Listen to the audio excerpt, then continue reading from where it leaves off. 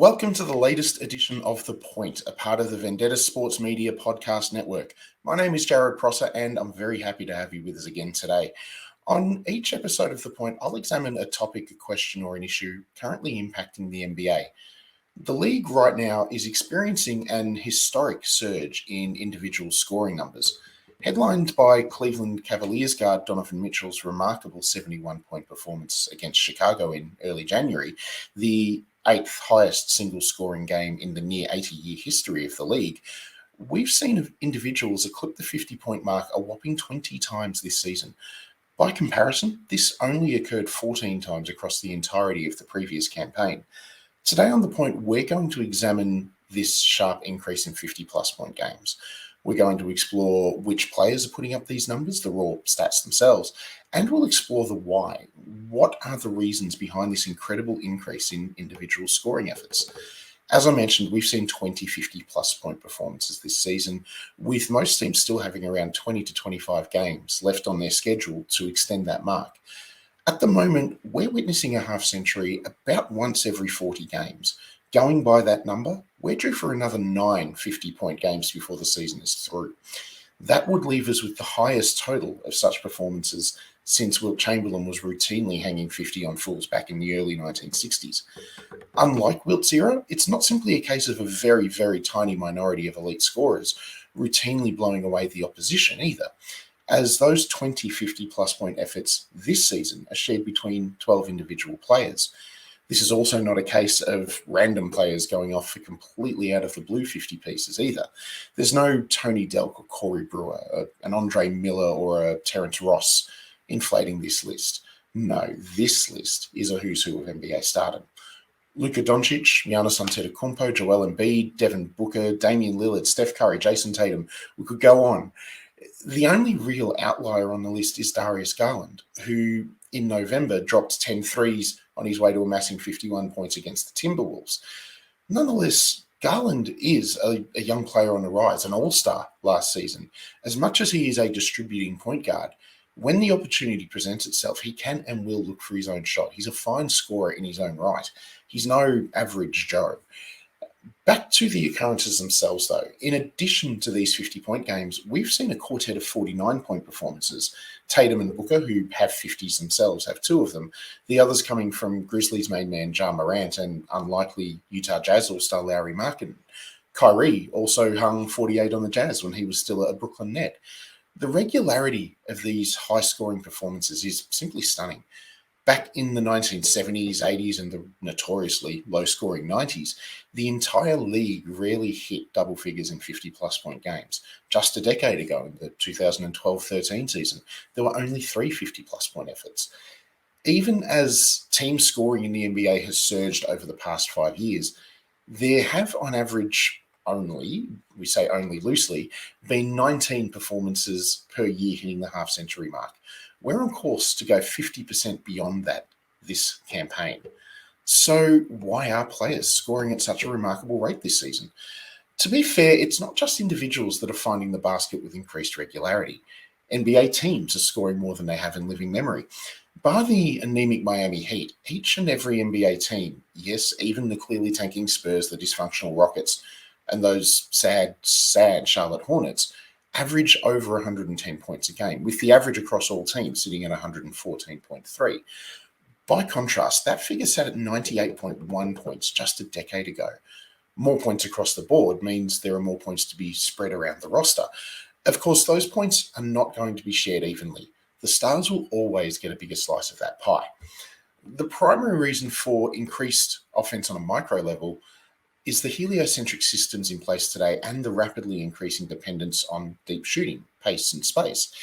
Whilst a whirring buzzsaw of an offense is still a delight to the eye, think the Warriors read and react system, NBA teams have leaned heavily into the data that suggests that putting the ball into your best players' hands more often leads to good things happening more often. I'm not entirely sure we needed a Sloan Conference presentation to tell us that, but here we are. In previous eras of professional ball, the point guard was ordained with the responsibility of bringing up the ball, getting the team into an offensive set that generally resulted in the best player getting a good look. If that player was covered, you went to option B, then C, and so forth. Nowadays, no matter the size of your best player nor the position they nominally fill, NBA coaches routinely trust their prime men to initiate the offense, to connect the offense, and often finish plays themselves, with their four teammates generally relegated to more simplistic roles for that particular set. This makes it far more difficult for a defense to try and deny a primary scorer the basketball. If your primary scorer is bringing the ball up, no matter their size, how do you get the ball out of their hands? And aside here, have you ever watched a game of under 10s basketball, little 8 and 9-year-olds running about? On practically every possession, the ball will find its way to the biggest kid or the fastest kid, essentially the one that the rest of the team trusts to make something happen.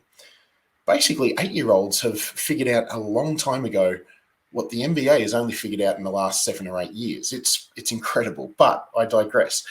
Usage rates have skyrocketed in the past 20 years, with only Michael Jordan's historic 1987 season sitting inside the top 25 usage rates of all time, though it must be noted here that usage data wasn't collected until 1978. So Wilt and early Kareem don't really get a look in here. Heliocentrism, though, isn't what it was even 5 years ago. Giannis and Luka have perhaps endured, historically high usage rates this season, though you can attribute those to the injuries up and down the Bucks roster, no Chris Middleton, for instance, and the lack of creative players surrounding Luka. To that point, Luka's usage has significantly dropped since the Mavs traded for Kyrie Irving. These days, coaches have found somewhat of a balance between using and overusing their players. When combined with a modern pace and space alignment, these stars have so much more room to operate. When Embiid or Jokic get to work on the block, they're generally one-on-one because nobody dares leave a shooter open beyond the arc. Hakeem Olajuwon, Abdul-Jabbar, and Wilt didn't share that luxury. Ja Morant nails a dunk on some poor dude's bonds half a dozen times a season because his runway is always all clear. The help defense has to rotate from another postcode. Allen Iverson, by contrast, had to bounce off bodies like a pinball. When Magic Johnson backed down smaller guards in the 1980s, he had to navigate 3, sometimes 4 sets of defensive hands, covering the paint and helping off of their men. Luka gets a clear look practically every time. When you hear the term pace and space, you immediately think of three-pointers and fast breaks, right? Interestingly, the deep ball isn't as prevalent in all that many of their 50-point performances this season. The renowned shooters, think Lillard, Klay Thompson, Donovan Mitchell, and the aforementioned Garland, have all leaned heavily on the three to get their 50s, but many haven't. 8 of our qualifying games contained less than 3 three-pointers, with Giannis pulling one of his 2 50-pieces without a tray at all. Rather, it's the exploitation of the space that the prevalence of the three creates that is allowing players to get increased scoring numbers. They're able to operate one-on-one, closer to the basket, where statistically shots are more likely to drop. Being able to operate one-on-one closer to the hoop also generates more free throws, as defenders don't want to give up easy buckets, and free throws are always easy points.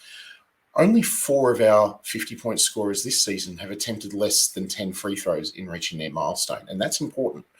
Anthony Davis and Steph Curry both attempted 9, coming just off that rather arbitrary mark.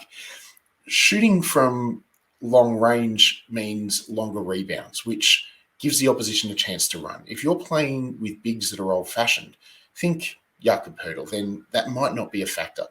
As fine a player as he is, Poeltl is not going to go coast to coast on you anytime soon. But if Giannis, Tatum, Doncic, Pascal Siakam, if they get that board, they're not looking to hand it off to their point guard. They are the point guard. They'll run it down your throat before you've even had a chance to set your defense. And defense is an important factor here.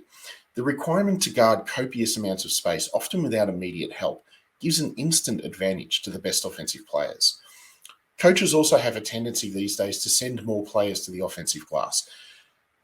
That again presents the opportunity to your opponent to run should you fail to secure that offensive board. Whilst the overall talent in the NBA is perhaps at the highest level it's been in its history in terms of sheer athleticism and the breadth of skill set, it's not talent alone that is creating this high-scoring atmosphere. Rather, it's the talent plus the modern tactics that have evolved from the analytical progress the game has made that has created an ecosystem within which a star is allowed to flourish to their full extent. A word of caution here. It's human nature that the more often we see something, the less it amazes us. In basketball terms, think of the reverence Oscar Robertson's triple-double season had garnered until Russell Westbrook started doing it routinely. Now we barely blink at Jokic, a center no less, sitting just a hair off repeating that feat. In that light, it's easy to subconsciously marginalise the scoring achievements we're witnessing in recent and especially this season. I urge you not to do that. The NBA is at its most broadly skilled point in its history. We have 7-foot-tall behemoths who can crush you in the post, beat you from beyond the arc, and twist you into a pretzel at the elbow. 6'3" guards that launch into the paint like they've been shot out of a cannon. Shooters that render the term range redundant, and acrobats that make circus shots look routine. Despite defensive versatility and expertise being practically non-negotiable for a rotation player in today's NBA, the league has never been more prolific offensively. If you allow the stars of the league in any era a proverbial blank canvas, they'll paint you a masterpiece. These days, with the space afforded them, modern stars get all the freedom that they desire.